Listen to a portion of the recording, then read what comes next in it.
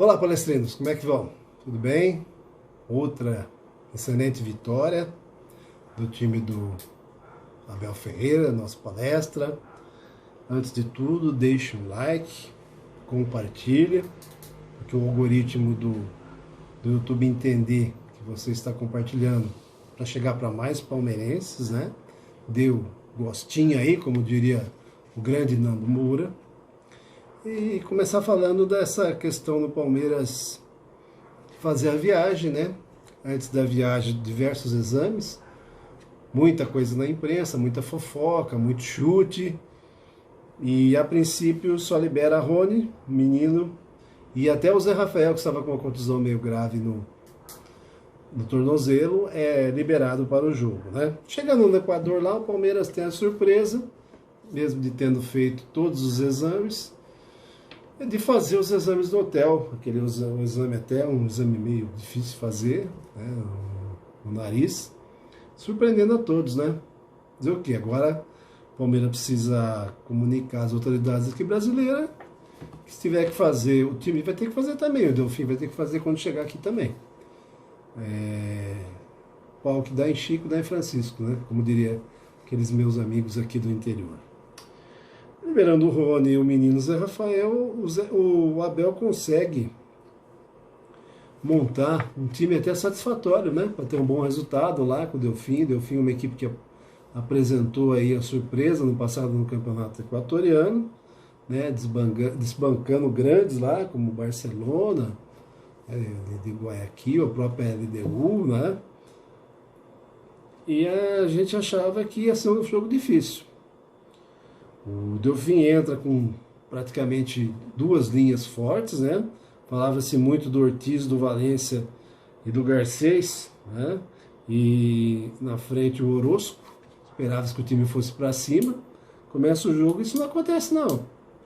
Palmeiras domina a partida amplamente. Marcos Rocha fazendo uma boa partida. Zé Rafael, então, positivamente, desde o período lá atrás com o Felipão, vem do seu melhor momento, né? Um jogador que estava com uma contusão relativamente grave, vocês acompanharam aí nas redes sociais as fotos do tornozelo dele, uma coisa assim, muito surreal, né? O Palmeiras chega forte, logo aos 18 minutos, intensamente numa roubada de bola, isso que eu gosto desse treinador português, né? O Rony toma a bola do adversário, faz o abafo ali, naquela segunda linha entre a defesa e o meio de campo, passa para o Gabriel Menino, né? Há uma projeção, se eu não me engano, foi do próprio Rony, e ele chuta enviesado, né? Famoso enviesado, chute no canto do pé. Na hora da transmissão lá da Web Rádio Porco, eu disse até para o Laprano que o goleiro era mão de alface, mas foi chute difícil, poderia ter pego. 1-0, Palmeiras controlando o jogo, esperava-se que o Delfim fosse para cima, né? Nem de engano, continua o Delfim se defendendo, o Lucasinho projetando muito bem as jogadas de meio, né? E numa dessas arrancadas, o Lucasinho acaba sofrendo um pênalti. Pênalti esse dado pelo VAR, hein? Aliás, o Luanden, o juiz uruguai, muito bom, gostei. Se fosse um juiz que pudesse cair em mais outros sorteios aí, lá na frente, um juiz que não dá conversa mesmo, aplica a regra sem invenção, sem politicagem, né?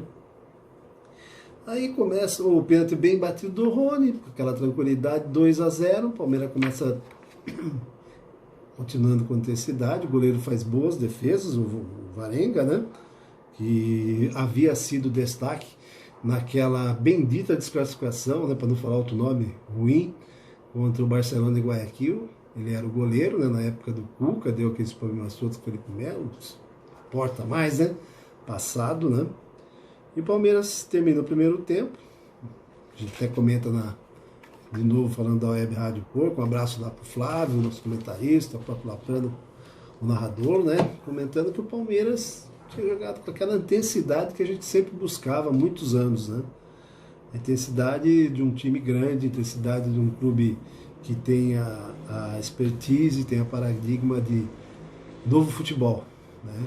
Uma ideologia de futebol diferente daquela ideologia gaúcha que foi implantada, não posso falar os nomes, para fica mal, né? A gente fala mal aí. Acho que o passado é passado, foram vencedores. Mudar um pouco o paradigma do futebol brasileiro, como o Jesus já tinha feito no passado no Flamengo, embora, a minha opinião, que o Jesus tinha um senhor time na mão, encaixou, né? E deu certo. Depois passa o primeiro tempo, o Palmeiras começa a administrar bem, toma um relativo sufoco, né? O Everton faz 2 excelentes defesas, e numa esses contra-ataques que o Palmeiras vinha buscando, uma boa jogada do Rony, né? Na diagonal, o Zé Rafael corta com o pé direito, bate com o esquerdo, faz 3-0. Daí em diante o Palmeiras até tem alguma outra chance. O Ramírez começa a ter problemas, né, na marcação, toma cartão amarelo e acaba até fazendo um gol contra, né? Um contra.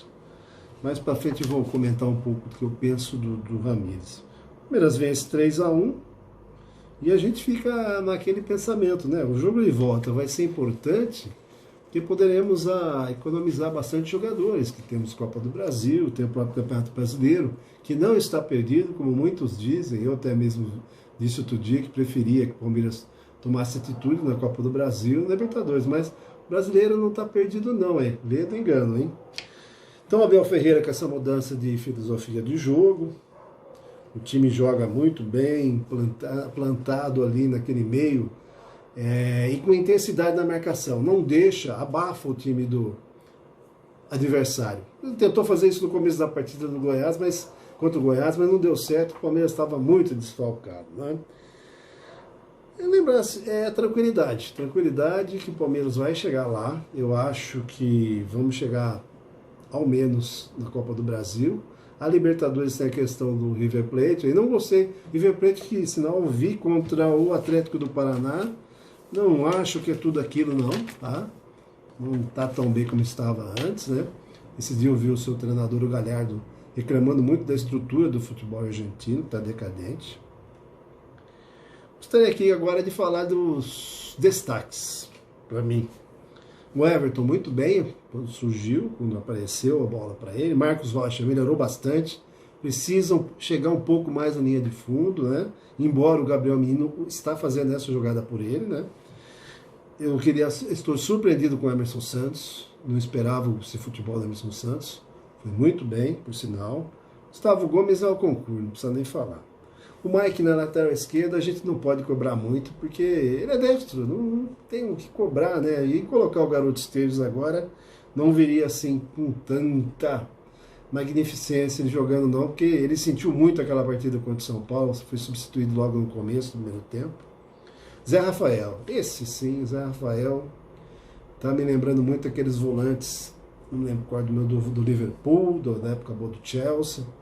Jogadores que faz o box to box com força, um jogador que tem força, presença de área também, né? Até que fez o gol. Lucas Lima, muito bem, voltando a ser aquele Lucas Lima de antes. Não ainda é aquele Lucas Lima do Santos, dá falta um pouquinho. O Rony precisa ter, assim, tranquilidade na hora das conclusões. E o Gabriel Menino, eu vejo um crescimento dele sim. A seleção eu pensei que ia fazer mal, não, pelo contrário, está fazendo muito bem. E o detalhe que a gente tinha no banco, gente, olha, eu estava contando aqui agora, 1, 2, 3, 4, 5, 6, 7, praticamente 11 jogadores sub-20. É muito importante, né? Eu me recordo, eu assistia vários jogos do Palmeiras da década de 80, de 90, a gente reclamava muito, o Palmeiras trazia muita pereba do interior do Rio Grande do Sul, do Paraná, nenhum vingava, todos jogadores medianos. Falava, pô, não tem ninguém no Palmeiras, no juvenil do Palmeiras, e hoje aí, Palmeiras com esse trabalho maravilhoso do João Paulo, né?